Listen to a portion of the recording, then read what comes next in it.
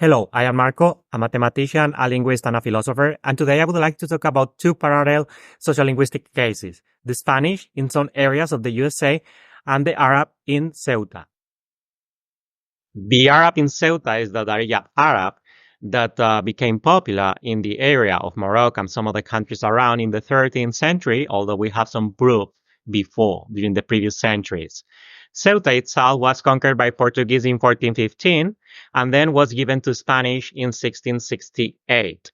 Since then, the Arab in the city of Ceuta has decreased, and the number of speakers they have decreased until the end of the 19th century. But at the end of the 19th century and during the 20th century and the 21st century, their use has increased and the number of speakers have increased because of migrations. If we focus on the linguistic features of this Arab, it's very similar to Moroccan Arab, but the difference is that it adds many Spanish elements. Nowadays, depending on the scholar and depending on the statistics, we state that between 26.2 and 42.8 of the total population, they use Arab, of Ceuta, sorry, the total population of Ceuta, they use Arab as the main language.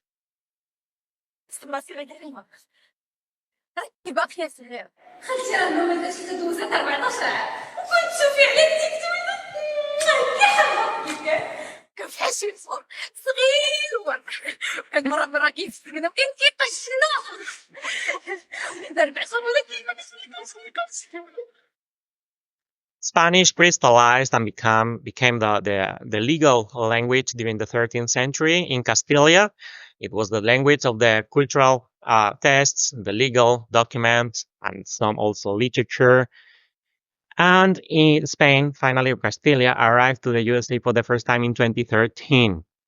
Since then, the presence of Spanish in some territories of the south of the United States, it's steady until the 19th century. During the 19th century, the current USA, conquered these territories, mainly to Mexico, and the language, the Spanish, decreased in influence and number of speakers. It has never disappeared, but it decreased a lot.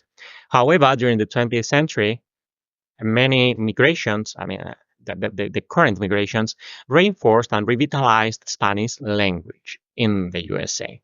And the variety of Spanish in the USA is quite similar to the variety of Spanish the different varieties of Spanish in the north of Mexico, but they add much more English elements. Nowadays, Spanish language in general is the mother tongue of 42 million people in the United States, and it's spoken by 13.3% of the total population of the United States. Buenos días, viejito. Hello, honey. ¿Cómo te va yendo, baby? Y tiene por nombre Israel por manga. So we have two languages with many similarities. They crystallize around 13th century. We have some precedents, but they become legal official languages or cultural languages around that time. They spread in the territories we are considering during the 16th or 17th century.